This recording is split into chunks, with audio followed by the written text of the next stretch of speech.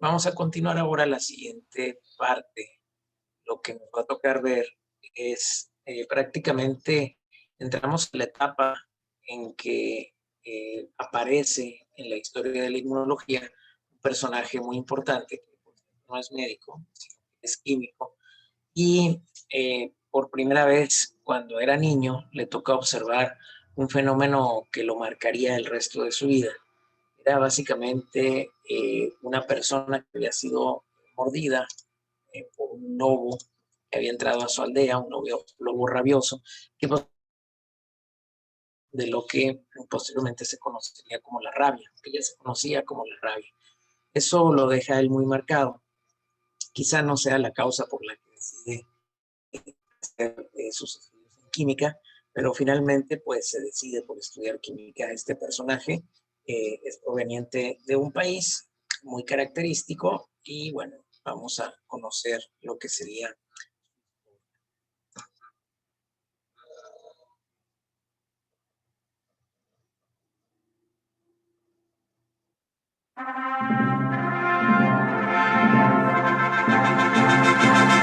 Allons enfants de la patrie, le jour de gloire est arrivé. Yes. En Francia nace Louis Pasteur en 1822 y este joven químico, pues desde el inicio de sus estudios se muestra muy apasionado por lo que es la química y al principio pues prácticamente su ubicación era en base a la búsqueda de nuevos elementos de la tabla periódica, no tanto nada que tuviera que ver con la medicina. Y sin embargo, él se empieza a adentrar en el mundo de la medicina y sin saberlo de la inmunología, debido a que como químico, pues se tenía que ganar la vida una vez que terminó sus estudios de química. Y entonces empezó a relacionar con las industrias en Francia, que en aquel entonces sufrían de ciertos problemas y para los cuales pues se necesitaba alguien que los pudiera resolver. Entonces esa era la forma básicamente en la que un químico pues podía de alguna otra manera generar ingresos. Él se acercó primeramente a la industria vinícola, que prácticamente su problema principal es que algunas cosechas de vino pues de repente se avinagraban o tenían algunas características grasosas que ya no permitían que ese vino fuera comercializado y se echaban a perder. Entonces le piden a él que con sus conocimientos de química pues les ayude a encontrar la causa por la cual algunas veces algunas barricas de vino se echaban a perder. Él sabía de la existencia como tal, porque ya se habían observado a partir de los estudios de Leeuwenhoek, de las descripciones de Leeuwenhoek, que existían en muchas soluciones la presencia de diferentes microorganismos. Lo que faltaba realmente por definir era si estos microorganismos podían generar un daño. Se sabía que existía el fenómeno por el cual las levaduras de alguna otra manera facilitaban la conversión del azúcar en alcohol. Pero se creía que este fenómeno lo realizaban ante la presencia de albúmina.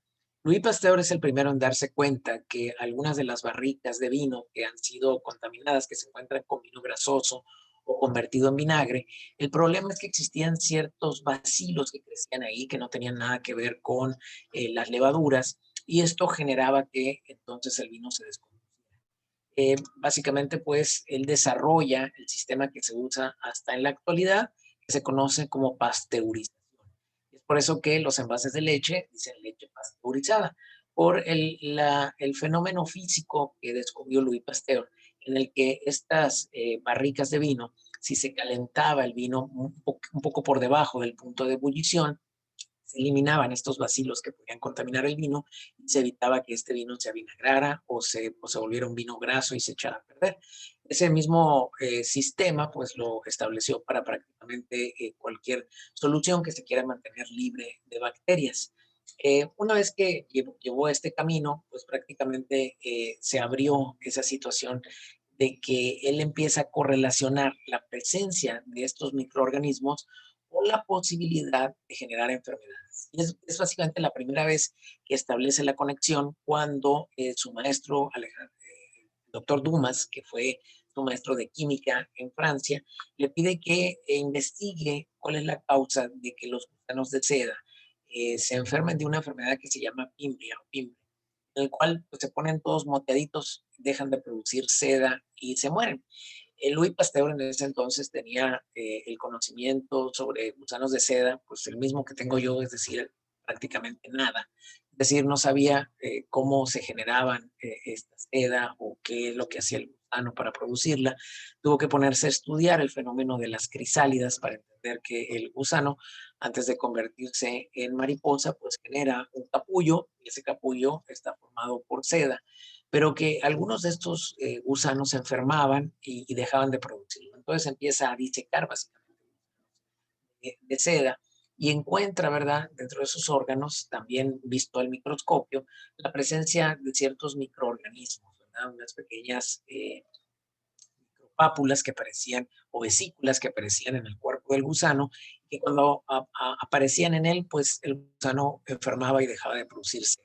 Se encuentra que ahí dentro de esas pequeñas vesículas, pues se encontraba básicamente algunos microorganismos que entonces él correlacionó como la causa de la enfermedad de los gusanos. Es curioso, pero hasta este punto nadie había correlacionado la presencia de microorganismos, visto en el microscopio, como causa de enfermedad.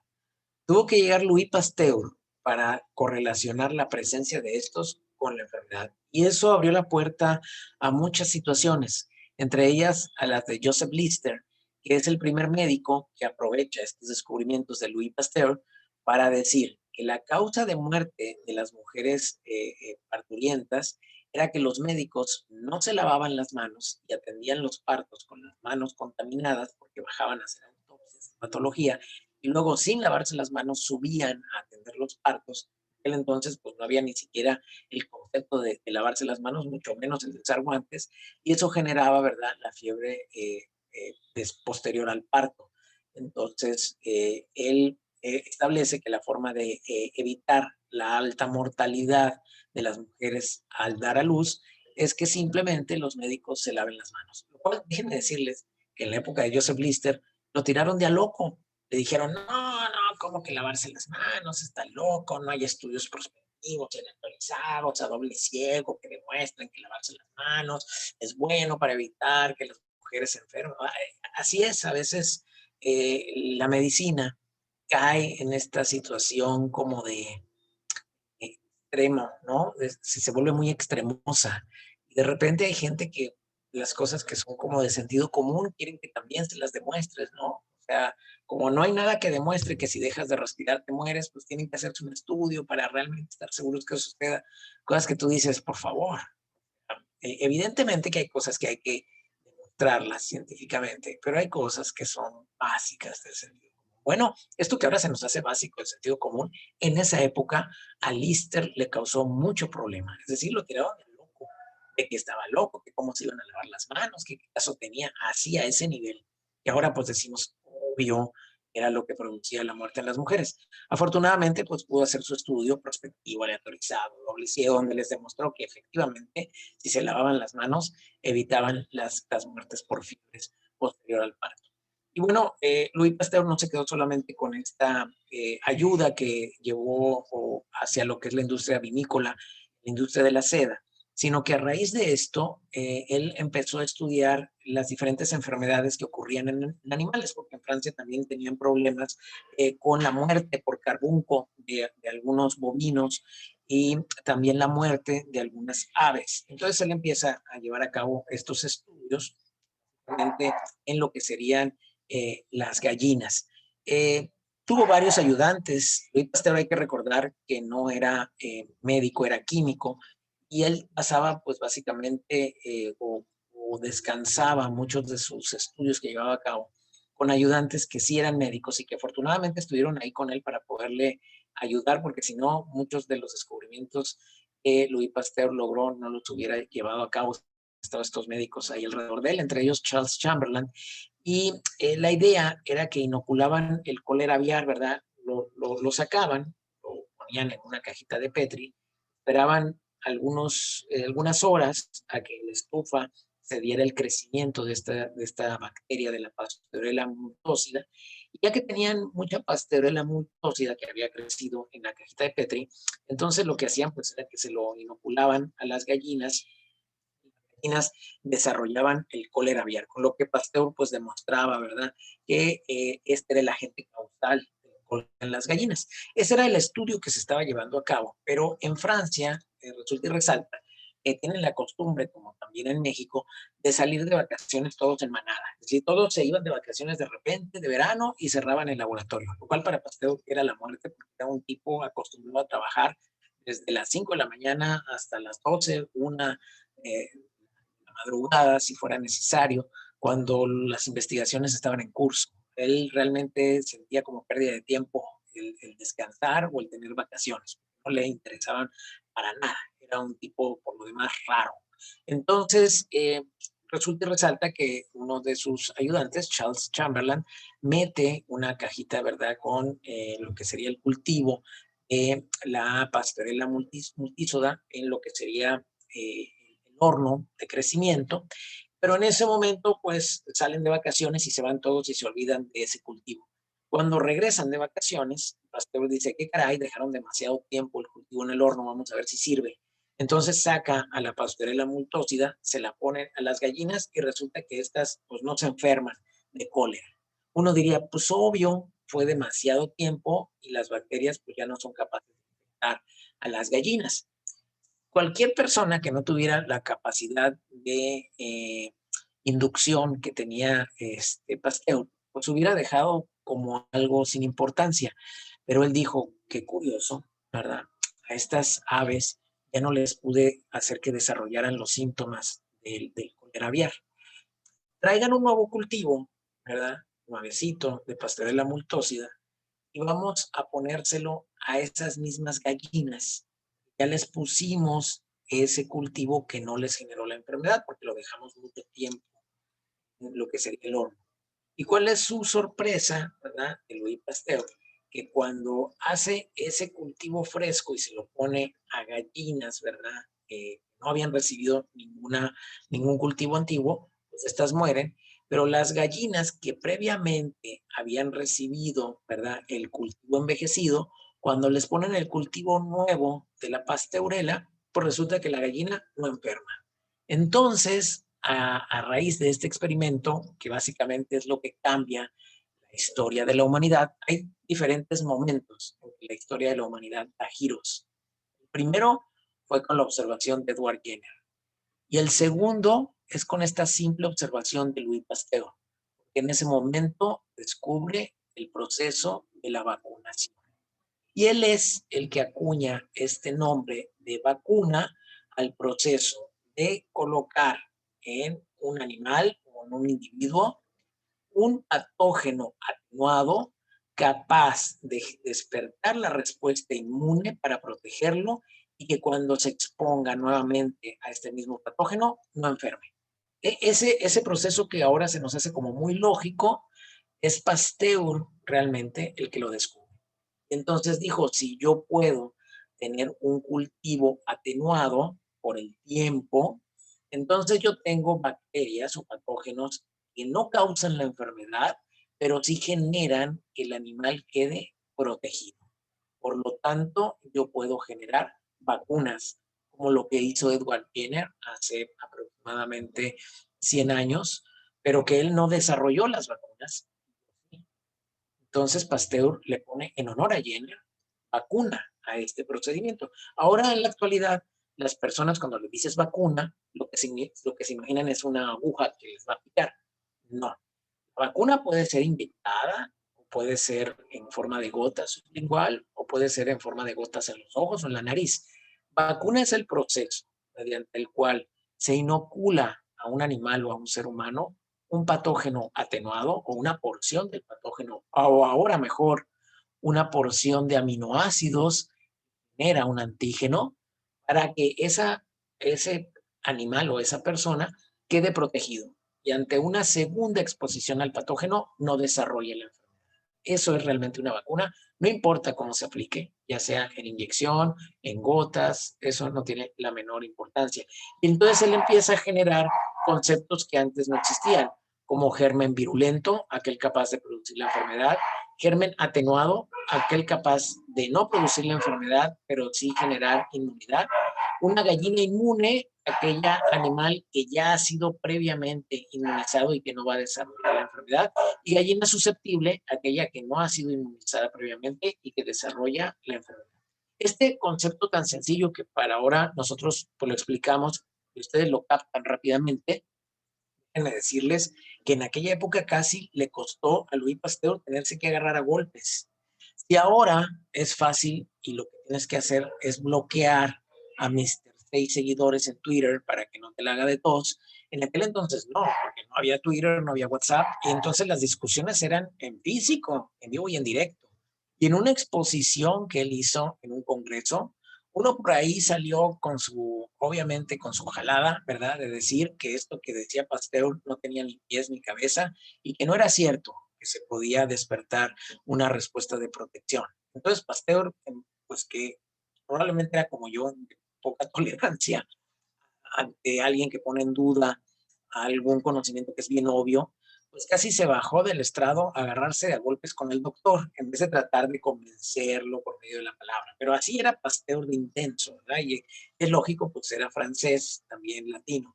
Tanto fue la intensidad del concepto de Pasteur que quiso, pues, machacar en varios congresos y en varias pláticas que dio, que muchos de los veterinarios de plano no le creían. Decían, no creo que Pasteur pueda generar una vacuna. Si lo hizo con las aves, ha de haber sido realmente serendipia, es decir, sapo, pero no creo que sea capaz de curar alguna otra enfermedad.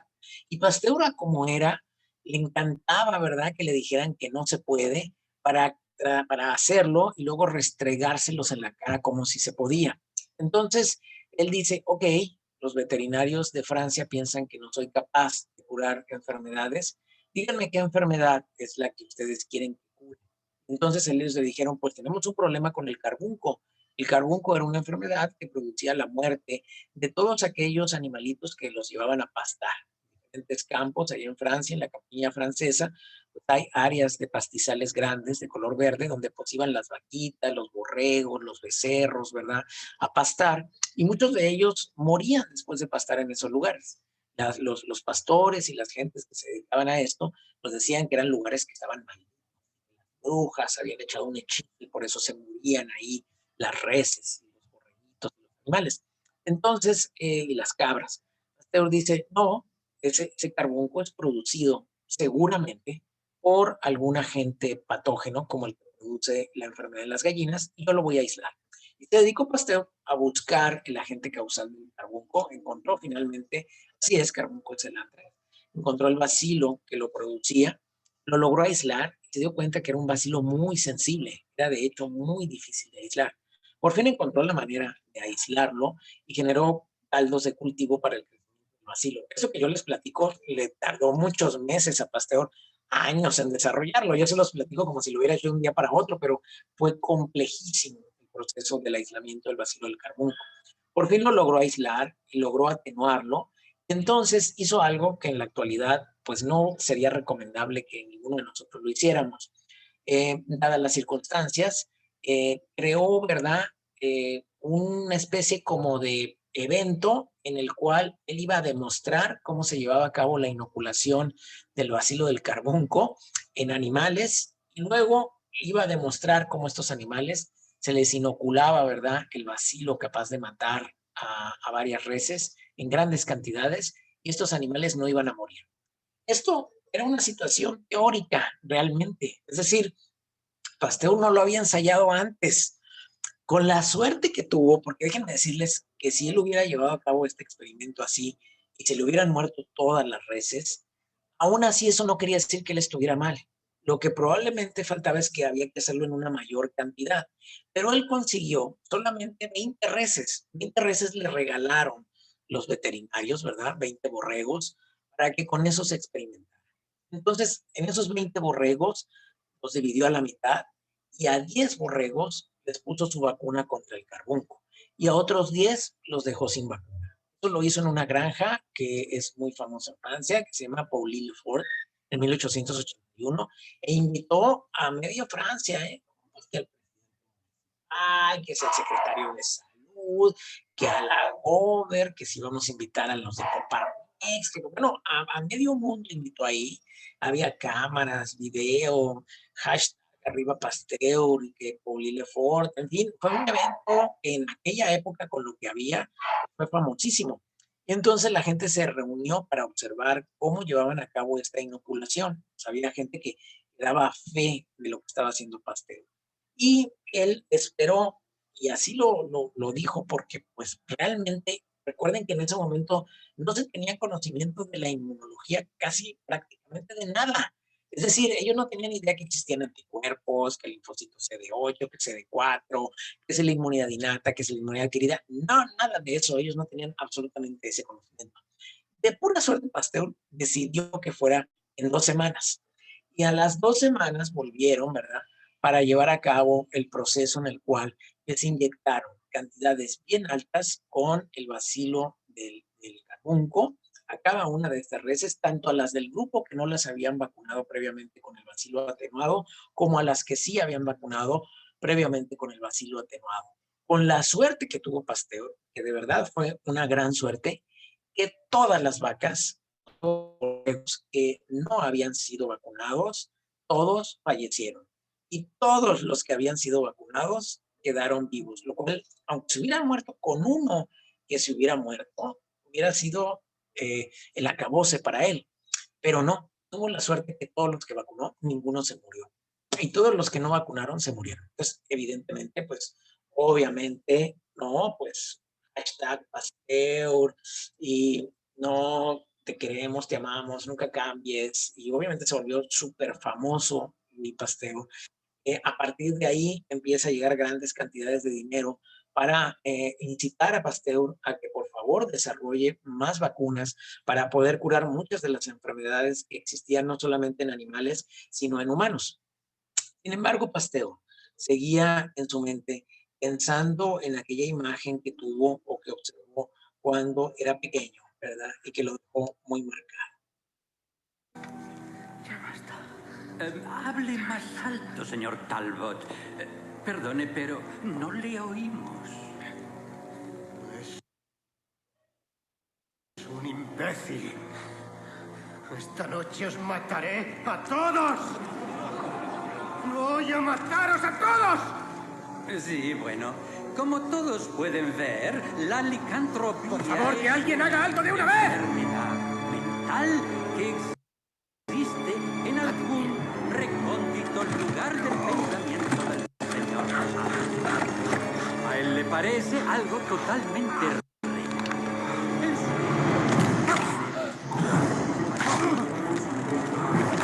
Civilización tanto física.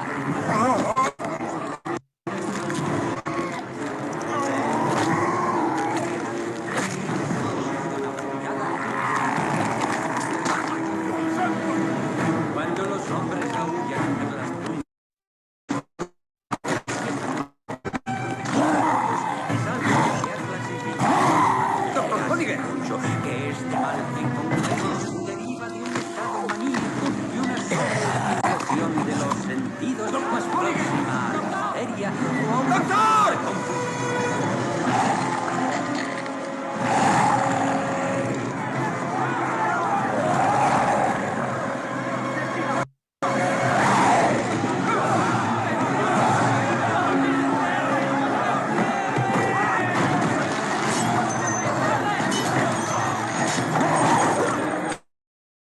Y esto era lo que pensaban las personas en Francia en aquella época, cuando veían a alguien que tenía rabia. De hecho, en ese siglo XVIII se tuvo que establecer una ley que prohibía a las personas matar a golpes a las personas que tuvieran rabia, porque los mataban porque pensaban que se estaban transformando en lobos. A ese grado llegaba la locura de pensamiento en esa época mágico-religioso. Que bueno, no vamos nosotros muy lejos, hay gente que sigue con la idea de que puede curar el COVID con el dióxido de cloro. Pero bueno, en aquella época era tremendo esto de la rabia. De 100 personas que se enfermaran de rabia, 100 se morían. Es decir, la mortalidad de la rabia era del 100%. Si te daba rabia, adiós, hasta que llegaste. Es decir, solamente había 3 cosas seguras: la muerte, la pago de impuestos y la rabia. O sea, si te daba rabia, ya, era seguro que te ibas a morir, nadie te iba a salvar. No había ninguna posibilidad. No existía en la historia nadie que le hubiera mordido un perro rabioso y hubiera sobrevivido a eso. Entonces, imagínense el miedo de las personas de encontrarse a un lobo rabioso o a un perro rabioso, porque si te moría, pues, hasta ahí llegaste. Estos eran los médicos que ayudaban a Pasteur en la búsqueda, ¿verdad?, de las vacunas contra muchas enfermedades. Y entonces Pasteur se involucró en la búsqueda de una vacuna para una enfermedad cuyo patógeno no había forma de aislarlo y no sabían en dónde se encontraba, en qué parte del organismo. Imagínense nomás, el pobre Tuilher, Brooks y Chamberlain, los dos tres médicos, cuando su jefe químico les dijo, quiero que hagamos una vacuna para un patógeno que no sé cómo aislarlo y que no sé en qué parte del organismo se encuentra y no sé cómo lo podamos inocular en algún animal, pero tenemos que hacer una vacuna. Entonces, pues en aquella época, ¿verdad? Brooks y Chamberlain empezaron a pensar, pues, cómo podrían hacer una vacuna contra la rabia. Ellos empezaron por el principio, encontraron que los síntomas que desarrollaban las personas que tenían rabia, pues eran meramente del sistema nervioso central. Esas contracturas tan fuertes que les daban, el apretar, ¿verdad?, los dientes, y luego esa fobia que se tenía por el agua, pero al mismo tiempo con todo esto pareciera ser como que eran síntomas a nivel del sistema nervioso central. Entonces, empíricamente dijeron, se nos figura que el patógeno lo que debe de atacar es el sistema. Entonces, ahí es donde debe de estar. Empezaron, obviamente, pues a atrapar perritos de la calle, a los cuales les inoculaban lo que es los ponían, la forma en que los inoculaban, que agarraban al perrito sano, a convivir con un perrito rabioso, hasta que el perrito rabioso pues lo mordía y entonces el otro desarrollaba la rabia. O sea, imagínense nada más la complejidad de tener toda una jaula de perros rabiosos, así como oyeron ahorita, no es que yo tenga perros rabiosos allá afuera, así como se oye, pero imagínense lleno de perros rabiosos toda la casa de Louis Pasteur, porque era la única manera de estudiarlos, y luego de la baba que tiraba el perro rabioso, de ahí jalaban ellos un poco y trataban de buscar en el microscopio a ver si se encontraba ahí el agente causal, porque decían, bueno, si en la baba él muerde al otro, pues debe de estar ahí, y no lo podían aislar, no lo podían aislar, les costaba mucho trabajo. Entonces, finalmente lograron hacer un caldo donde ellos suponían que estaba el agente patógeno. Obviamente no lo iban a aislar nunca, o sea, nunca lo iban a ver en el microscopio porque es un virus, el de la rabia, y los microscopios que tenían aquel entonces pues, eran microscopios electrónicos, entonces evidentemente que nunca encontraban el agente causal ahí, pero sabían que debía de estar ahí, y también sabían que debería de estar a nivel del sistema nervioso central. Entonces, lo que se le ocurrió es que dijo, si yo puedo agarrar el cerebro de un perro muerto por rabia y ese pedacito de cerebro inocularlo directamente en el cerebro de otro perro, pero sano, y si ese perro desarrolla la enfermedad, entonces, voilà. Quiere decir que el agente causal está en el sistema nervioso central, ahí es donde se establece y genera el daño que produce la muerte del animalito y que produce la muerte también de las personas. Entonces, para atenuarlo, pues yo pudiera obtener el sistema nervioso central del animalito, hacer lo mismo, ponerlo en un caldo de cultivo y dejarlo un cierto tiempo para atenuar ese agente patógeno que en ese momento ellos no sabían que era un virus. Y entonces poder desarrollar una vacuna. O sea, lo cual parecía totalmente fuera de toda lógica. Y Twiller, Brooks y Chamberlain le dijeron, pues sí se puede. Y él les dijo, ¿pero cómo? Pues se agarra un perro muerto, se obtiene por rabia, se obtiene el encéfalo del perro muerto por rabia, y después a un perro sano y vivo se le hace un trépano, un hoyito en el cerebro, y se le pone ahí el cerebro del perro que murió. No, pues Pasteur se le pararon los pelos y dijo, pero qué barbaridad, ustedes los médicos son unos sanguinarios, ¿cómo se les ocurre que vamos a hacer un hoyo al cerebro, un perro vivo, pobrecito, el animal va a sufrir mucho? Y por más que Chamberlain y Brooks le explicaron, y a Pasteur que el cerebro no duele, que realmente esa operación del trépano se hacía ya con personas que habían recibido hematomas para descomprimir el cerebro, pues Pasteur se los prohibió. Les dijo que no lo podían hacer, que no, eso, que se olvidaran de eso y que buscaran otra manera en que se pudiera hacer este. Entonces Pasteur en aquel entonces le tocaba ir a dar una conferencia, se fue de viaje y Chamberlain y Billy Rook se quedaron solos en el laboratorio y pues dijeron, este es el momento. Entonces agarraron un perro muerto por rabia, le extrajeron el encéfalo, agarraron un perrito sano, ¿verdad? Ahí entre los tres lo detuvieron, le hicieron un trépano en el cerebro y colocaron el cerebro del perro que había fallecido por rabia. Al siguiente día, pues llegó Pasteur y pues ya ellos le confesaron lo que habían hecho. Pasteur pues se enojó, se agarra el bastón para golpearlos, pero en eso llegó el perrito al que le habían hecho el trépano moviendo la cola y feliz de la vida. Entonces Pasteur se dio cuenta que pues hasta eso parecía ser que no le dolía tanto después de todo. Dijo, bueno, si este perro muere, nosotros habremos demostrado que el agente causal de la rabia se encuentra en el sistema nervioso central de todos los animales que mueren por rabia y seguramente entonces también en los seres humanos. Entonces, efectivamente, el perrito posteriormente murió, desarrolló rabia y murió. Entonces, Pasteur dijo, lo que tenemos que hacer es sacarle el cerebro y la médula ósea y colocarlo en un caldo de cultivo y lo vamos a dejar ahí, pues a uno lo vamos a dejar un día, a otro le vamos a dejar 2 días, así hasta llegar al día número 7.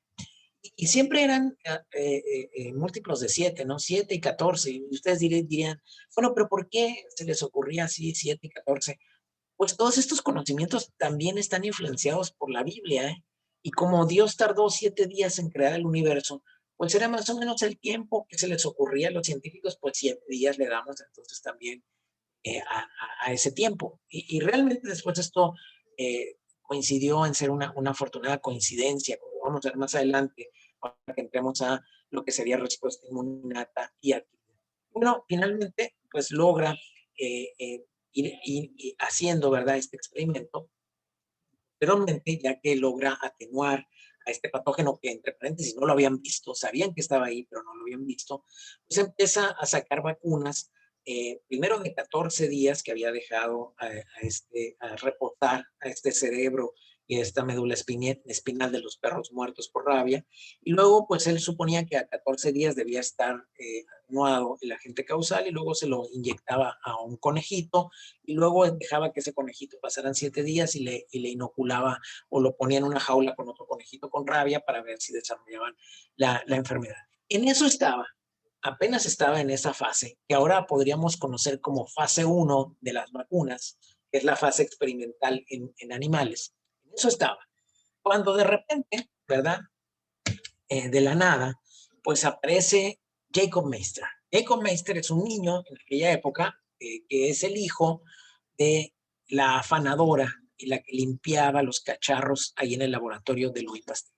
Entonces resulta y resalta que Jacob Meister es mordido por un perro rabioso en la calle y se lo llevan a Pasteur, ¿verdad? Cargando, el niño llorando ahí con la pierna toda mordida por el perro, ahí ensangrentada, y la mamá en una desesperación diciéndole, por favor, Pasteur, salve a mi hijo. Y Louis Pasteur pues, le dice, pues es que lo mordió un perro rabioso. Sí, eso ya lo sabemos. No, pues yo soy químico, no soy médico. Voy a traer un pediatra, ¿no? Un pediatra un especialista en niños a ver qué dice. Entonces le manda a llamar a un médico especialista en niños y el médico lo ve, le dice, oh, a este niño lo ha mordido un perro. Y dice, sí, eso ya lo sabemos, doctor. Oh, y era un perro rabioso. Sí, también lo sabíamos. Oh, se va a morir. Sí, también lo sabíamos. Bueno, adiós, son 800 pesos. ¿Pero qué? Pues sí, pues eso es todo lo que se puede hacer. O sea, ya no hay nada que hacer, este niño se va a morir. Y se fue. Y entonces Pasteur pues se queda con la señora ahí, casi casi rogándole, póngale la vacuna de la rabia. Entonces, oigan, pero pues si voy en fase 1, ¿no? No, imagínense lo que va a decir la Secretaría de Salud. No, se brincó las fases y nos están poniendo una vacuna experimental. Ya nos agarraron de conejillo de indias porque va en fase 3. No, no puedo. Voy en fase 1 apenas. O sea, no sé ni siquiera si con los animales va a servir. Pues le dice, señora, pues si usted no lo hace, mi hijo va a morir. Entonces Pasteur se encuentra ante un dilema, ¿verdad? Dice, mire señora, si lo vacuno, puede ser que lo mate con la vacuna. Si no lo vacuno, pues se va a morir, ¿no? O sea, estaba prácticamente entre entre una pequeña posibilidad de que viviera o seguro que se iba a morir. Entonces decide experimentar por primera vez en un humano. Ahí sobre la fase 1 se brincó rápidamente a la fase 3. Entonces, pues le pone su vacuna y por eso es que así empezó siendo la vacuna de la rabia. Eran 7 inyecciones. Bien, ese niño le puso 14 shots, ¿no? Le puso la vacuna que salía del cultivo, había dejado reposar 14 días, se le inyectó. Luego le puso también la del día 13, y luego la del día 12, y bola se lo fue inoculando al chamaquín en el abdomen las 14 vacunas, pues con la esperanza de que llegara a sobrevivir, ¿no? Y le iba poniendo vacunas más cercanas, obviamente con la idea de que su organismo pues pudiera en un momento determinado reconocer a ese patógeno y desarrollar una protección, que en ese entonces Pasteur ni siquiera se imaginaba que eran anticuerpos o pudiera haber linfocitos CD4 o CD8, no tenía ni idea. Él nomás sabía que se protegía, quién sabe por qué. Entonces, así lo hace y con la gran satisfacción, porque otra vez, si se hubiera muerto Jacob Lister, tampoco quería decir que Pasteur estuviera mal, era simplemente que necesitaba más pacientes para poder demostrar que a la mayor parte les funcionaba. Pero tuvo tanta suerte que el niño se salvó y es el primer caso en el mundo de una persona mordida por un perro rabioso que no fallece. No, pues de ahí obviamente hashtag Pasteur para presidente y vamos por México, no, esta es Francia, vamos por Francia, y todos unidos con Pasteur, y bueno, los WhatsApp, las señoras se alocaban poniendo, no, pues quiero que le ponga la vacuna de la rabia. Fue tanta la fama de Pasteur que llegó hasta Rusia, inclusive con el zar de Rusia todavía no se volvían socialistas, y el zar de Rusia se entera que hay una persona, ¿verdad?, que en Francia inventó una vacuna para curar la rabia. Y había un grupo de personas que había ido a los montes Urales, allá en Rusia, creo que andaban buscando a pie grande, a cazar, quién sabe qué, y por allá los mordió un lobo rabioso, como 14 rusos. No, pues estaban condenados a muerte. Entonces hicieron el viaje desde los montes Urales hasta Francia, imagínense nomás cuánto tiempo pudiera haber tardado. Friega, ¿no? Pero llegaron, ya habían pasado más de 10 días que les había muerto, que les había mordido el perro rabioso, pero ya algunos incluso se habían muerto. Y algunos pues ya estaban desarrollando como tal la rabia y dijo Pasteur, no, pues, pero ya me lo están bien tardado, ya de aquí a que, no, pero por favor, pónganle la vacuna. Bueno, pues se las puso. Con la suerte que de esos 10 alcanzó a salvar a 7. 13 murieron, pero 7 salvó. No, pues obviamente el zar de Rusia súper emocionado y le dejó caer una lana para que generara un laboratorio grande donde él pudiera seguir desarrollando vacunas para el bienestar de la humanidad. Se conoce ahora como el Instituto Pasteur de Francia. Y dejamos un poco de lado ahí a Louis Pasteur. Él siguió trabajando durante muchos años ahí en el Instituto Pasteur, desarrollando muchas vacunas, viendo cómo sus médicos aprendices desarrollaban otras tantas más. Pero vamos a pasar a un personaje muy importante en la historia de la inmunología. Y creo que es de los principales, dejando a Edward Jenner, a Pasteur. Yo creo que Elias Mechnikov es uno de los parteaguas en la historia de la inmunología y de hecho se le conoce como el padre de la teoría celular de la inmunidad. Elias Mechnikov era un tipo, para ponerlos en contexto, pues hijo de una familia acomodada en Rusia, que decide estudiar primeramente, antes de meterse a estudiar medicina, pues estudia lo que sería la botánica, estudia también algo de química, y después decide que también va a estudiar medicina. Ahí conoce a su novia, se enamora de ella, surge un amor pasional, porque Elias Mechnikov era también muy intenso, y dices, no, y tú y yo por siempre, y nunca nos vamos a dejar, y tú y yo somos uno mismo, wow, wow. Y bueno, pues ya estaba súper enamorado. Y más o menos como por ahí del tercer año de medicina, bolas que le da tuberculosis a su novia. Y entonces, pues él dice, no, yo te voy a cuidar y siempre voy a estar contigo y te voy a sacar adelante. Y bolas que no, se muere. No, pues ya sabrán, Elias Mechnikov se tira evidentemente a la bebida y no, ya el mundo no tiene ningún sentido para mí y se rasgan las vestiduras y yo no debo de vivir y yo voy a vivir aquí en el panteón y todos los días te voy a traer flores y no voy a dejar de venir a visitarte. Bueno, estaba en la super depre. Tan depre estaba que pues decide quererse suicidar, y entonces decide suicidarse con la droga, que ahora ustedes ya saben, ¿verdad?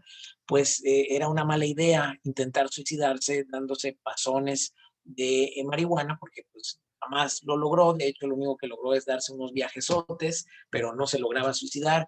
También se metió por ahí heroína, y bueno, inclusive sus amigos lo encontraron desnudo, tirados en la calle, ahí ya como un indigente. Y pues lo salvaron, lo llevan a su casa, le dicen, oye, pues aliviánate, pues ya se murió, ni modo, tranquilízate. Y le regalan un libro que se llama El origen de las especies, que pues lo toma Elias Mechnikov y lo empieza a leer. Bueno, le sirve como distractor para tratar de olvidar un poco a su novia, y de repente se clava en este libro de El origen de las especies, y empieza a tener ideas de que no, sí, la evolución de las especies es muy importante, esto es lo que probablemente sea el paradigma que nos abra la inteligencia, los humanos. Y bueno, no, o sea, tan intenso era que ahora se clavó con Charles Darwin, y no, Charles Darwin es la ley y yo voy a defender la teoría del origen de las especies. Entonces él sigue estudiando medicina, pero ya más clavado en esta situación de las especies. Por aquel entonces, pues termina, ¿verdad? Lo que eran sus estudios, y conoce, ¿verdad? Ella para entonces más o menos andaría alrededor de los 30, porque recuerden que pues, se tomó su tiempo siempre para estudiar, no lo hizo tan rápido como debiera, y conoce a una muchachita como de 16 años, y pues se enamora de ella, ¿no? Ya se le olvidó esa novia con la que iba a estar todo el día en el panteón, y pues bueno, le empieza a cortejar. Aún en aquella época era raro ver a alguien de 30 con alguien de 16, ¿eh? Entonces, pues finalmente logra convencer a los papás de la novia, pues que lo dejen casarse con ella, pero pues ellos ya le dicen, bueno, pero tienes ya que estar en la cabeza, tranquilizarte, porque pues, tú estás medio locochón, y pues si vas a casarte con mi hija, te casas con mi hija y te llevas a sus hermanitos, porque resulta que la novia tenía como unos 10 hermanitos, y pues Elías Mechnikov, como tenía lana, dijo, no hay bronca, yo me caso con su hija y me hago cargo de mis sobrinitos. Se lleva a los 10, ¿verdad?, a vivir con él. Pero tiene su laboratorio donde sigue estudiando el origen de las especies, y de serendipia está estudiando la forma en que se alimentaban las estrellas de mar. Entonces él se interesaba mucho en saber cómo comían y cómo había evolucionado el estómago de las estrellas de mar, y había dado lugar al estómago de otras especies. Eso era realmente lo que él estaba estudiando. La inmunidad no le pasaba ni siquiera por la cabeza. Es más, yo creo que si le hubieran preguntado que si sabía que era la inmunidad, hubiera dicho, no, no tengo la menor idea. Y tampoco le interesaba. Entonces, él estaba muy clavado en su microscopio haciendo estos experimentos, cuando le dice a su esposa, oye, ya tenemos que salir, nos llevamos nada más aquí en la casa, ya me hartó el aislamiento, quiero que me lleves a alguna obra de teatro, algo, a la ópera. Bueno, dice, está bien, mujer, ya vamos a salir. Nada más déjame clavarle esta espina a la estrella de mar, porque creo que la estrella de mar se alimenta de las cosas que están en su exterior, ¿verdad? Mediante un sistema en el cual como que imbuye lo que está a su alrededor. Entonces dijo, si yo pongo una espina, la estrella de mar, pues se la va a ir comiendo esa espina. Entonces le clava la espina a la estrella de mar y se va. Se van al teatro.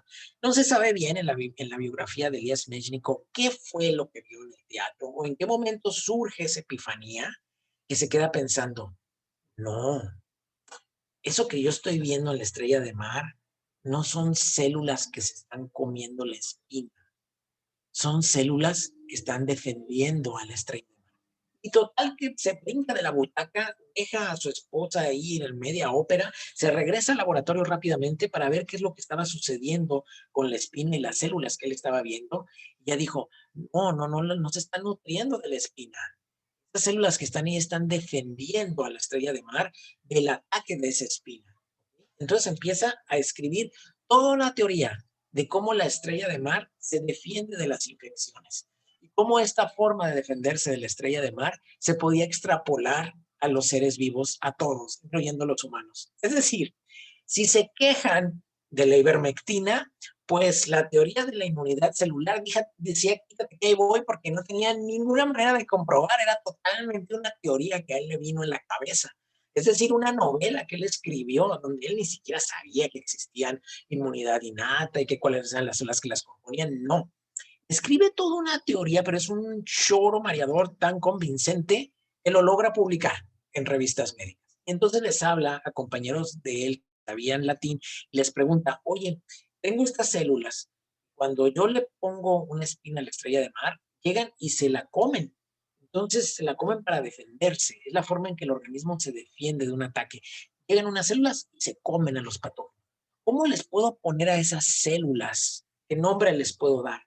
Pero que sea un nombre acá rimbombante, en griego o en latín, para hacerme famoso. Y dicen, bueno, lo que las células están haciendo es un proceso de comer. Y en latín se dice phage. Y phage, si lo elaboras al proceso, pues es un proceso de fagocitosis. Entonces a tus células les puedes poner fagocitos. Entonces dijo él, perfecto, se llamarán fagocitos. Y algunos que son muy grandes les pondré macrófagos. Entonces desarrolla él toda una teoría muy importante de cómo es que nuestro organismo se defiende ante las infecciones a partir de unas células que él bautiza como macrófagos. Lo curioso es que la teoría que desarrolla él, años después, comprobará, probablemente 100 o 200 años, y descubren que estaba Elias Mechnikov totalmente en los... Aparte, le dan una beca para estudiar en el Instituto Pasteur. Elias Mechnikov gana el Premio Nobel de Medicina por el desarrollo de la teoría de la inmunidad celular. Pasteur lo quiere mucho porque en aquella época Francia y Alemania tenían una competencia muy grande en todos los aspectos, desde el aspecto económico, el aspecto en guerras, la Primera Guerra Mundial, todavía no aparecía la Segunda Guerra Mundial, pero era una competencia muy fuerte, tanto en el aspecto tecnológico como en el aspecto económico. Y allá en Alemania había un grupo, que vamos a contar también más adelante, que estaba desarrollando otra teoría sobre realmente cómo era que se comportaba el sistema de defensa del organismo. Yo a veces pienso que Elias Mechnikov posteriormente reencarnó en un personaje de película, ¿verdad? Que después se suicidó. Pues. Jules Bordet es otro médico que trabaja ahí en el Instituto Pasteur. Este era un médico que provenía de Bélgica, trabaja en el Instituto Pasteur, es también discípulo tanto de Pasteur como de Elias Mechnikov, y él estudia también la forma en que se comporta la inmunidad. Él decía, existe en el organismo esas células que dice evidentemente Elias Mechnikov, pero también hay otra cosa que hace que podamos destruir patógenos. Si yo tengo células, esas células pueden destruir, ¿verdad?, al patógeno. Las llegan y se lo comen y lo destruyen.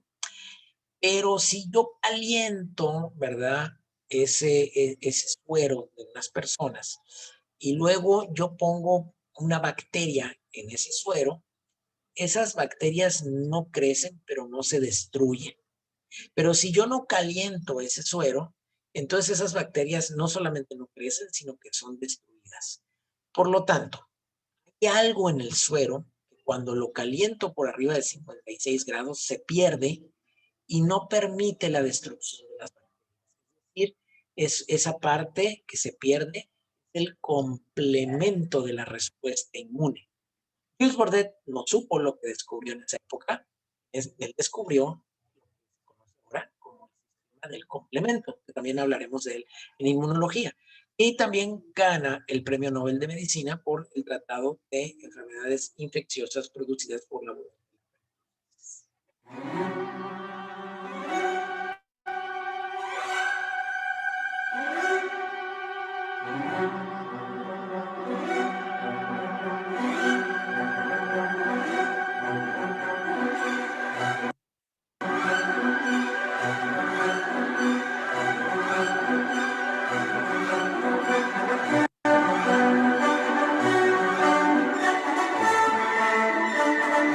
De las Valquirias de Richard Wagner. Entonces representa al pensamiento alemán de aquella época. Si nosotros comparamos el pensamiento latino, estamos hablando de portugueses, españoles, italianos, franceses, y con el cual estamos nosotros bien inmiscuidos, es una especie de intensidad. No tendremos a ser muy dramáticos, ¿no? Para todos es un drama, es un rasgas de vestiduras, en muchas cosas nosotros somos como que le metemos corazón, ¿verdad? Hay como ciencia, pero también lleva cierto misticismo, muy diferente al sistema de pensamiento anglosajón. Es muy cuadrado, sin ningún sentimiento y muy frío, muy directo a lo que es. El latino le da muchas vueltas para decir algo, lo adorna. El anglosajón es muy directo. Si no, vean el alemán, el inglés, el austriaco, el ruso, cómo el idioma influye en la forma en que las personas nos comportamos. Ella que influyó en la mente de Robert Koch. Este alemán, ¿verdad? Que obviamente pues es conocido por haber descubierto el bacilo de Koch, que es el Bacterium tuberculosis, el causante de la tuberculosis, y ya para eso nada más sería suficiente para haberle dado el premio Nobel, pero realmente él recibe de médico y se va a trabajar en un pueblo. Él siempre soñando con hacer cosas grandes, es decir, no dedicarse solamente a atender gente que tuviera gripa o que tuviera dolor de garganta, sino él siempre pensando en que algún día sería nombrado probablemente médico del rey y pudiera quizá viajar en algunos lugares y conocer. Esta idea la tuvo siempre hasta que se casó. Y entonces le dijo a su esposa, oye, no, Roberto, o sea, ubícate, ubícate. Tenemos que vivir de algo y no vamos a vivir de tus fantasías. Te dedicas a dar consulta y punto. Y adiós sus sueños de conquistar el mundo. Entonces el pobre Roberto, pues ni modo, se tenía que dedicar a trabajar, a generar dinero para poder mantener a la señora y al niño, con lo cual no le iba del todo mal. Sin embargo, sentía que algo le hacía falta, ¿verdad? Esa emoción, esa búsqueda de lo imposible. ¿Y quién iba a pensar que su misma esposa le había cortado sus alas de los sueños? Decide regalarle un artefacto que en aquella época empezaban a abundar, o empezaban a ver en muchos lugares, que muchas personas no sabían ni para qué servía, pero que era bastante interesante, que se llama microscopio. Entonces le regala su primer microscopio a Robert Koch, igual que Leeuwenhoek. Robert Koch empieza a observar el microscopio, cuando la cosa se le pone enfrente, desde un pelo de cabello, un moco, en fin, saliva, pero también empieza a notar que encuentra en muchas de estas cosas que observa estos pequeños microorganismos que ya se sabía que existían, pero recuerden, no había tanta fluidez de la información. Y aunque en aquel entonces Pasteur ya es más grande que Robert Koch, probablemente cuando Robert Koch empezó a estudiar medicina, Pasteur ya estaba publicando muchos de los avances y las observaciones que tenía en el campo de las vacunas. No había tanta posibilidad de que llegara tanta información tan fácilmente entre países. Estamos hablando de los años 1800. Entonces, Roberto sabía que pues ahí estaban estas sustancias y que también estaba estudiando él la muerte de los bovinos por el carbón. Y entonces encontró estos bacilos, los mismos que había encontrado Pasteur, ahí a ese nivel. Él incluso encuentra por fin los artículos que publicó Pasteur acerca de la vacuna contra el carbunco y se da cuenta que Pasteur tiene un grave error. Y dice, no es cierto que cada vez que se inocula a un animal con la vacuna de Pasteur se salva, porque no es cierto. Y es algo que ya habían visto en Francia. Es decir, la vacuna Pasteur no era 100% eficaz, era más o menos un 60-50% de eficacia. Ah, pero ¿cómo? Esas vacunas tan chafas que tienen 50% de eficacia, yo no me la voy a poner porque no voy a poner cochineros de fetos muertos y ya saben todo lo que dicen los antivacunas. Entonces, digo, una vacuna del 50% es buenísima. Es como si tú vas en un avión y te dicen, mira, el avión se va a estrellar. Tenemos este paracaídas que puede ser, la mitad de las veces se abre y la mitad de las veces no. ¿Lo quieres o nos estrellamos? No, pues yo no lo quiero, porque como nada más se abre la mitad de las veces, mejor me prefiero estrellar en el avión. Oye, no, pues utilízalo, es ser muy pesimista. A lo mejor y en una de esas te toca el paracaídas que sí se abre, ¿no? Bueno, a ese nivel está el rechazo de las vacunas. Mañana, por cierto, me tocará una plática de vacunas al Hospital General y al IES.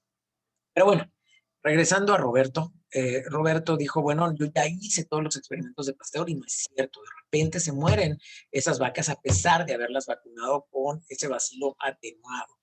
Y eso ocurre porque en muchas ocasiones los bacilos entran a una fase de espora, es decir, no se quedan como bacilos como tal, sino que se esporulan y resisten las altas temperaturas de los hornos a los cuales los mete Pasteur.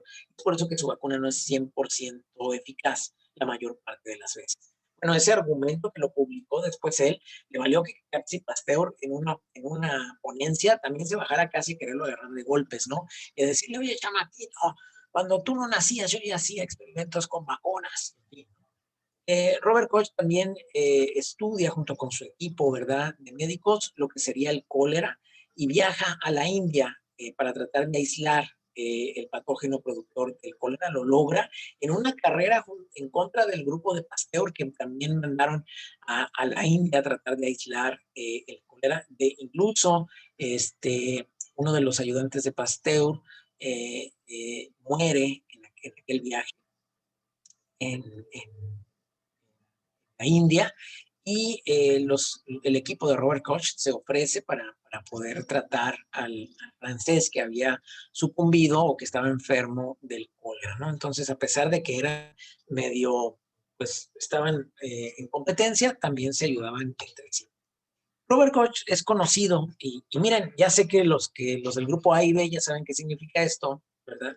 Alta probabilidad que venga en el examen. ¿Por qué? Porque es muy importante recordar lo que son los postulados de Koch, porque en aquel entonces, pues todo el mundo empezó a comprar su microscopio, y entonces pues ya todo el mundo decía, no, pues esta enfermedad yo ya aislé el patógeno, y es tal, y yo también aislé otra y todo, y dijo Robert Koch, no, a ver, esto no puede ser así, porque si no, entonces todo el mundo, sin hacer ningún experimento, ya va a decir que encontró el patógeno de una enfermedad, y eso no puede ser así. Para que tú realmente digas que ese patógeno produjo la enfermedad, tú tienes que encontrar al agente causal siempre en cada caso de la enfermedad. Lo debes de poder aislar de cada animal enfermo siempre. Ese que tú aíslas de los animales enfermos, lo debes de poder aislar in vitro, es decir, cultivarlo para tú verlo fuera del cuerpo de los animales. Ya que lo tienes in vitro, ahí lo puedes tú, debes de poderlo reproducir.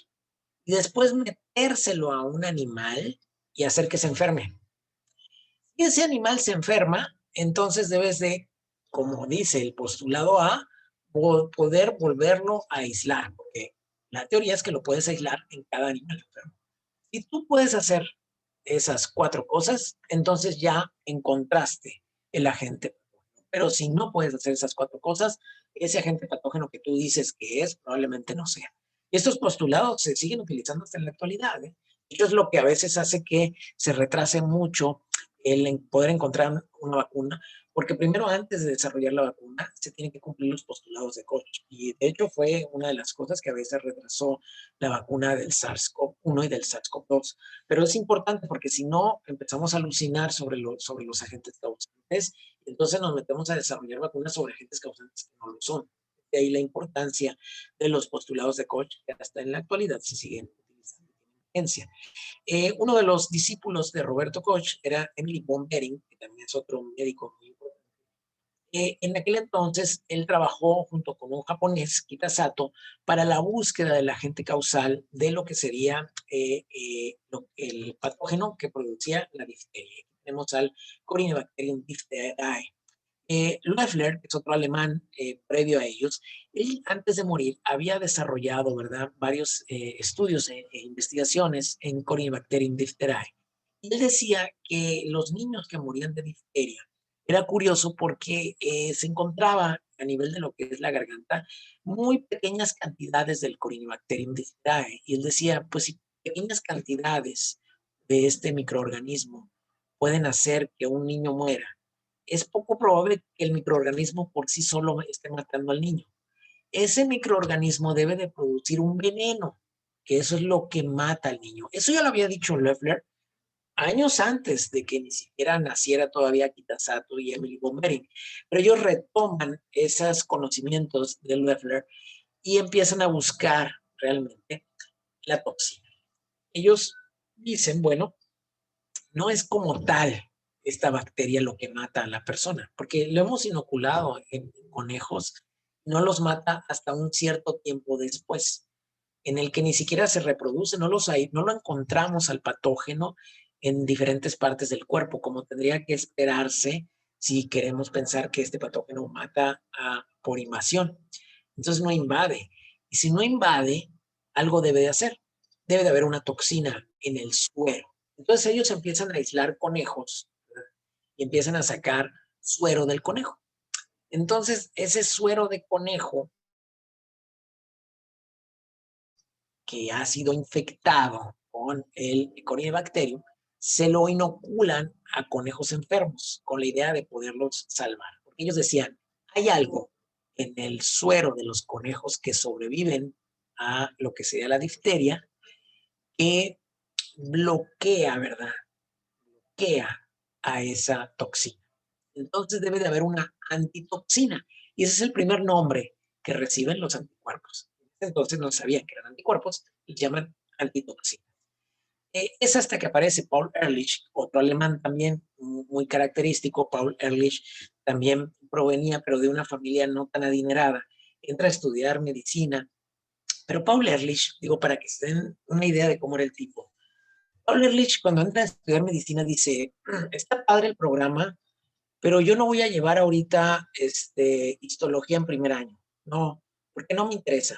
Yo en primer año voy a llevar de una vez inmuno y voy a llevar farmacología y anatomía la llevaré en tercer año. Espérame, pues si tú no eres el que hace el programa de la medicina. No, sí, yo voy a entrar a esas clases. Entonces el Paul Ehrlich entraba a las clases que se le daban la gana. Estudiaba cuando estaba inspirado. Si no estaba inspirado, no estudiaba. Estudiaba lo que le interesaba nada más de cada clase. O sea, era el tipo que saliendo de clase le gustaba ir a hacer unas disertaciones sobre la medicina con sus amigos del bar, irse a fumar unos puros y a tomarse unos tragos de cerveza alemana. Como no tenía dinero, pero era muy carismático y le gustaba mucho la chorcha, pues se consiguió una novia rica, ¿verdad? Una viuda que curiosamente tenía mucha lana, como creo que casi 10 años mayor que él, pero pues a él no le importó, se casa con ella y pues ya tenía mucha lana, de la nada. Como tenía mucha lana, decide poner un laboratorio de investigación. Y en ese laboratorio desarrolla el colorante, o sea, lo que le interesaba eran las tinciones que se hacían en el microscopio.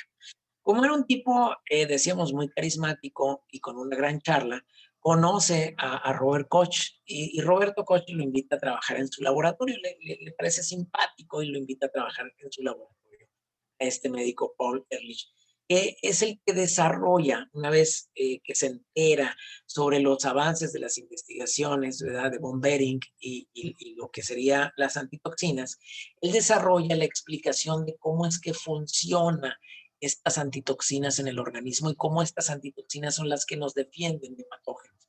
Hay que recordar que esta teoría de la inmunidad humoral pues va en contra de la teoría celular de Elias Mechnikov. Es decir, es un ataque directo al Instituto Pasteur. Y ellos establecen, el Instituto Alemán, que realmente el organismo no se defiende con células.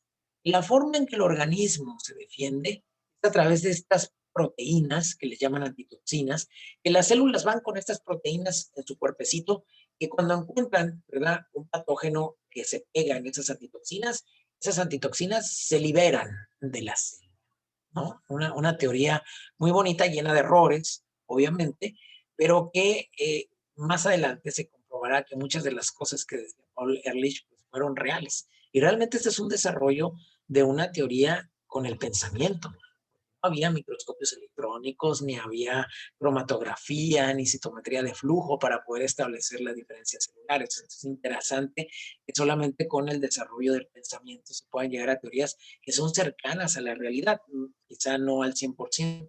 Él realmente gana el Premio Nobel de Medicina, no tanto por la teoría de la inmunidad moral, curiosamente, sino porque desarrolló un colorante que se llama Salvarsan, a raíz del cianuro, que es un cianuro modificado, cianuro 606, para la cura de la sífilis. Y logró curar a muchos pacientes de sífilis, otros no. Era medio salvaje el Salvarsan, lo que se dejó de usar. Pero bueno, eso fue lo que realmente a él le ganó el Premio Nobel de Medicina. Y yo aquí les pregunto, fíjense todos los que ganaron el Premio Nobel de Medicina, ¿no? Louis Pasteur no lo ganó el Premio Nobel de Medicina. ¿Por qué piensan ustedes que Louis Pasteur no ganó el Premio Nobel de Medicina? Porque era químico. No, ¿No era médico? no. Porque no tenía como una base científica o algo con lo que pudiera demostrar al 100% que sus teorías eran verdad. Tampoco. De hecho, muchos de esos que lo ganaron tampoco tenían bases científicas para poderlos demostrar. Porque estaba peleado con medio mundo. Tampoco. Es una causa muy sencilla. Porque Porque no quiere ganarlo. no existía el premio Nobel de Medicina cuando vivía Pasteur. Es decir, el premio Nobel se establece años después de que Pasteur se había muerto. Entonces, pues ya no le tocó. Fue por eso que no lo ganó. Seguramente, si hubiera existido, lo hubiera ganado. No, pero no era porque lo valide. Entonces, en ese momento, había como un pleito entre la inmunidad celular y lo humoral. Un pleito encarnizado, donde los alemanes decían, los franceses son unos idiotas, la inmunidad celular no existe, y los alemanes y los franceses decían, son unos idiotas, los alemanes, la inmunidad humoral es una invención. Cuando tú tienes dos argumentos muy fuertes, ¿verdad? Como cuando alguien dice, es que no hay suficientes estudios que demuestren en este momento que la ivermectina funciona en fase 1, y cuando hay otro grupo grande que te dice, ya hay evidencia, no la suficiente, pero ya existe de que la ivermectina funciona, cuando tienes a dos grupos que tienen sus argumentos muy fuertes, ¿saben qué? Lo más seguro es que ambos tienen la razón. Y efectivamente, no existe en este momento estudios suficientes que demuestren que la ivermectina funciona. Pero también no existen estudios suficientes que demuestren que no funciona. Entonces, ambos grupos tienen razón y ambos grupos tenían razón. Tanto la inmunidad humoral como la celular, ambas funcionan en el organismo. Tuvo que venir un inglés para decir, calmen señores, no tienen razón los franceses y tienen razón los alemanes. Es ambas, la teoría humoral y la celular, las que funcionan al mismo tiempo en el organismo de las personas. Y Sir Edmund Wright, porque tiene el título de Sir, es inglés, estudió ambas teorías y llegó al fondo de la cuestión. A él se le conoce a Sir Edmund Wright por haber descubierto a una de las asesinas seriales más grandes de la humanidad. Una de las asesinas más terribles de personas en la humanidad. Y que curiosamente era una persona muy buena y nunca quiso matar a nadie, pero mató una gran cantidad de gente sin darse cuenta. Marie Tifoid. Y para los que no conocen la historia de Marie Tifoid se echó ella solita más o menos alrededor de 2,000 personas, sin querer, queriendo. Marie Tifoid era una mujer cocinera que se encargaba de preparar los alimentos en diferentes hospitales. Pero resulta y resalta que era portadora de Salmonella Typhi. Marie Tifoid no desarrollaba la enfermedad, pero estaba infectada con la salmonella. Así como hay personas que se infectan por COVID y que no desarrollan, se infectan por SARS-CoV-2 y no desarrollan el COVID. Así Marie Tifoid traía la salmonella, la diseminaba en las manos, porque resulta y resalta que en aquel entonces no estaba muy arraigada la costumbre de lavarse las manos antes de preparar los alimentos. Entonces Marie Tifoid iba al baño, hacía sus necesidades, limpiaba, pues no se lavaba las manos. Y luego iba y preparaba los alimentos. Entonces, de repente en un hospital empezaba la mortalidad. Un chorro de pacientes con salmonelosis. Y los médicos, no, tiene salmonelosis porque le dio, ha de haber sido porque comió afuera del hospital, en fin. Y de repente 100 muertos en el hospital. Marie Tifoid le daba miedo que tanta gente estuviera muriendo y se cambiaba a trabajar a otro hospital. En ese hospital ya no estaba Marie Tifoid, empezaba a disminuir la tifoidea. Y de repente otro borote en otro hospital. ¡Ah, se están muriendo pacientes, 50 muertos! Marie Tifoid le daba miedo, se cambiaba a otro hospital.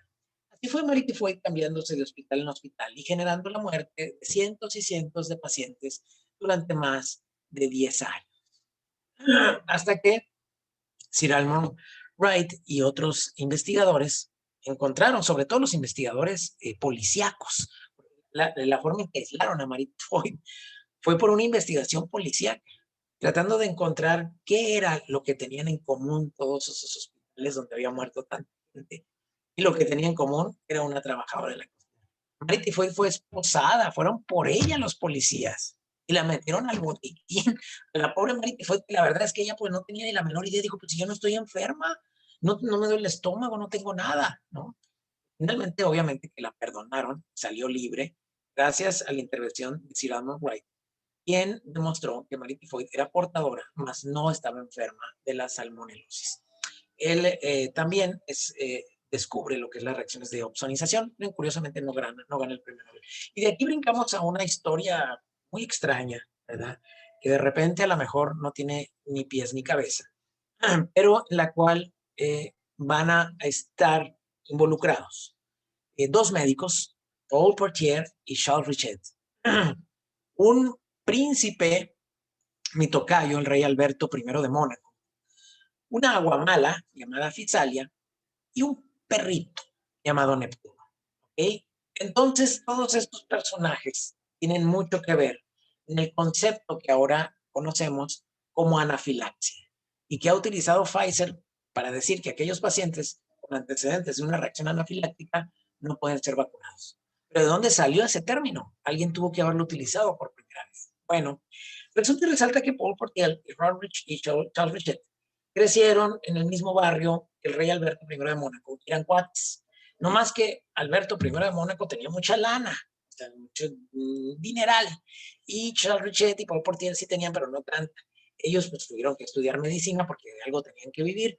El otro, como era príncipe, no importaba, no tenía que estudiar nada porque pues era príncipe y ya tenía mucho dinero, punto. Entonces un fin de semana les dijo a ellos, oigan, pues los quiero invitar a que nos vayamos en mi yate, va a estar bien padre, un sixito, va a haber música, va a haber DJ, de hecho vamos a poner una pantalla con videos, vamos a invitar unas mates, unas amigas mías, y quiero que tú, Charles, Carlitos y Paul, pues me acompañen. Y ellos le dijeron, mira, nos encantaría ir contigo a San Carlos, pero pues estamos en pandemia y no queremos enfermarnos. No, pero pues se llevan los cubrebocas y todo. Pues sí, pero mira, estamos nosotros trabajando en unos experimentos en el cual nosotros estamos utilizando una fisalia, porque una de las principales molestias con la gente que se va a la playa de San Carlos y a Villa de Quino en Semana Santa, es que hay aguamalas. Empiezan aguamala y pues órale, pues ya sabes que es como les arde. Y luego hay gente muy loca, los orinan y bueno, no. Entonces nosotros lo que queremos hacer es una vacuna para que la gente se vacune antes de ir en Semana Santa y así si entras en contacto con una aguamala, pues no te importa porque tú ya estás vacunado. Oigan, qué interesante eso. ¿Y cómo le hacen? Pues agarramos al aguamala, le sacamos la toxina y te las ponemos a unos perritos en cantidades muy pequeñitas. Y después, esos perritos, por eso te receta que les puedes poner cantidades grandes del veneno de aguamala y no les pasa nada. Oye, qué interesante. ¿Y no podrías tú hacer ese experimento en mi barco para demostrarle acá a mis cuates que tengo unos amigos médicos acá bien inteligentes y que están desarrollando unas vacunas contra aguamala? Bueno, está bien. Entonces, acepta la invitación del rey Alberto de Mónaco, se llevan todo el laboratorio al Yacht Princess Alice II y entonces ahí montan toda la parafernalia y en la noche, pues ya saben, ¿no? La presentación, y luces por todos lados. Y tengo a mis amigos que van a hacer un súper experimento que va a cambiar a la humanidad. Van ellos a inyectarle perrito y les van a demostrar a ustedes cómo ese perrito luego va a ser tolerante a más veneno. Entonces, pues, dice, oye, tráete las aguamalas. No, pues, fíjate que no hay. Pues, ¿cómo que no hay aguamalas si estamos en medio del mar? Pues sí, pero no encontramos. Lo más que encontraron fueron una cosa que se llamaba anémona sulcata, que son como esas aguamalas gigantes, así, no bestia, que se comen los japoneses, ¿no? Entonces dijeron, bueno, pues esta no es una aguamala como las que hay en Bahía de Quino, pero bueno, igual debe de funcionar igual, porque son de la misma familia. Entonces a la anémona sulcata le sacan el veneno, se lo inyectan al perrito en una cantidad pequeña para que pues, ya forme defensas. Dijeron, al otro día vamos a inyectarle una cantidad más grande y ustedes van a ver cómo el perro resiste. Bueno, ya, todos, padre, muy bien. Al siguiente día traen al perrito, le inyectan el veneno con el resultado de que el perrito en ese momento se muere inmediatamente. Entonces, pues, imagínate, ¿no? El rey de Mónaco, bueno, pues creo que vamos a pasar a cenar, ¿no? Ya nadie quería ver lo que había resultado ahí y ellos se quedan extrañadísimos porque lo que estaban ellos haciendo era una profilaxis, es decir, estaban inoculándole el veneno para protegerlo, una profilaxis. Y lo que encontraron fue una reacción de anafilaxia, es decir, de falta de filaxis, falta de protección. Entonces son los primeros en establecer el término de anafilaxia, que es una reacción contraria a la filaxia, que ahora en la actualidad se utiliza como una reacción alérgica severa. No tiene nada que ver con eso, pues básicamente Clemens Peter Freihofer Pickett, el primero en establecer el término como tal de alergia, junto con el doctor Bela Ishik, y ellos también establecen el término de anafilaxia como una reacción alérgica severa. Y pasamos a Carl Lannister, que es el padre de los grupos sanguíneos. Él encontró que en la sangre, a veces, si una persona se estaba muriendo desangrada, pues decían, pues pónganle sangre de una vaca, pónganle sangre de un buey. Sí, aquí encontramos un vato. No, un buey, un becerro, o sea, una vaca. El esposo de la vaca, el buey, ya le ponían. Y las personas que les hacían transfusiones de animales se morían. Siempre. No, ¿quién sabe por qué? Pues si le hacía falta sangre y le pusieron de un animal, y aparte este güey es medio güey, pues no debería haberse muerto, pero se morían. En cambio, cuando hacían transfusiones entre personas, a veces no se morían y a veces sí. Entonces él estableció que seguramente en la sangre debían de existir ciertas cosas que hacían que una persona rechazara un tipo de sangre o no. Él le llamó a esto los grupos sanguíneos. Yo sé que esto es un insulto a su inteligencia. Sé que ustedes lo conocen perfectamente. Saben que la gente que es del grupo de tipo A, oye, ¿qué tipo de sangre tienes? Tipo A. Entonces, tu antígeno en tus eritrocitos, pues es del tipo A. Pero lo que tú tienes son anticuerpos anti-B. No puedes tener anticuerpos anti-A porque entonces vivirías en una hemólisis constante. Entonces, tu antígeno es A, pero tu anticuerpo es si te ponen sangre del tipo B, pues no te queda, en ese momento haces reacción, ¿verdad? Te puedes morir. Entonces, los que tienen sangre del tipo B, pues su antígeno es el B, pero el anticuerpo que tienen en la sangre es el anti-A. No puedes tener anti-B porque entonces vivirías en una hemólisis constante. Pero que las personas que son del grupo sanguíneo AB, pues tienen antígeno A y B en su sangre, pero miren qué padre, no tienen ningún anticuerpo. Entonces, estos, los del grupo AB, son receptores universales. Les puedes poner sangre tipo A, tipo B o tipo O y les queda. Y por último, tenemos aquellas personas que tienen la sangre de tipo A, tipo O, pues no tienen ningún antígeno en la superficie, pero sí tienen anticuerpos anti-B. Estos que gachos, pero nada más les pueden poner sangre tipo O, no ningún otro tipo, pero sí son donadores universales. Pueden donar a la B, ADA, al B. Eso creo que ya lo manejan perfectamente. Peter Medawar es un investigador, ya estamos acercándonos a nuestra época, murió en el 87. Él es el que desarrolla el concepto de tolerancia inmunológica, es el primero en establecer que, bueno, decía, ¿cómo es posible que allá en la India, sin ninguna limpieza, hay gente que de repente les ponen una nariz de un cadáver y se la pone a una persona viva y la persona sobrevive? Eso está de locos. En cambio, aquí en Inglaterra, cuando lo hacemos, a veces no pega. Pero cuando nosotros le quitamos un pedazo de piel, por ejemplo, de la pierna y se la ponemos en el pecho, es decir, un trasplante autólogo, siempre pega. Pero si le pongo un trasplante de otra persona, a veces pega y a veces no. Entonces él es el primero en desarrollar las leyes de la tolerancia y él dijo la frase de que un virus es un trozo de ácido nucleico rodeado de malas noticias. Miren que nos queda esa frase en la actualidad. Y por último, pero no menos importante, Sir Johansson y los doctores Teruko Ishizaka y quien sigue. Y si yo les preguntara, ¿de dónde creen que son los doctores Teruko Ishizaka y quien sigue? Ustedes me van a decir, ¿de Japón, doctor? Yo les diría, pues no. Son estadounidenses, hijos de padres japoneses nacidos en California. Y ellos estudiaron las inmunoglobulinas, encontraron la última que ha sido descubierta, que es la IgE, la causante de la alergia en un paciente con mieloma múltiple. También la aisló casi al mismo tiempo Johansson, allá en Suecia, y ambos ganaron el Premio Nobel de Medicina por ese descubrimiento.